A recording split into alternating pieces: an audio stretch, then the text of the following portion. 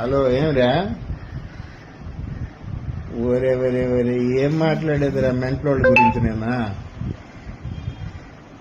మంచోళ్ళ గురించి మాట్లాడమంటే మెంటలోళ్ళ గురించి ఏం మాట్లాడేది?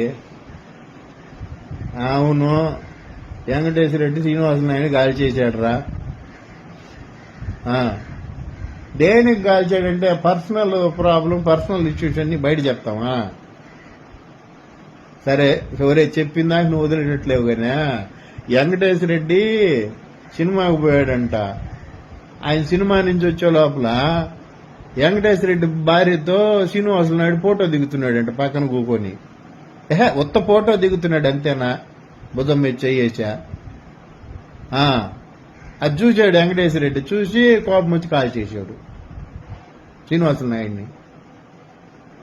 కేసు అంటే కేసు పెట్టి లోపల వేస్తారు మామూలుగా. లాయర్లు మంచి సలహా ఇచ్చారంట.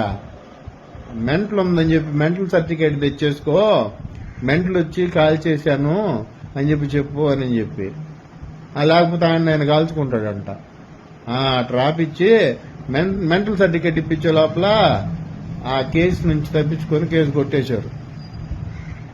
ఓరే శ్రీనివాసులు నాయుడు ఇంకా కేసు ఏమని పెడతాడు? మెంటలోడు కాల్చాడని. ఇప్పుడు పిచ్చోడు రాయితో కొట్టాడని చెప్పి కేసు పెడితే పిచ్చోడిని అరెస్ట్ చేస్తారా?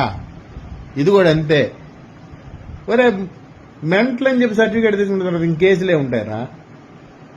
అందుకని అప్పటి నుంచి జాగ్రత్తగా ఉంటారు ఆయనతోటి.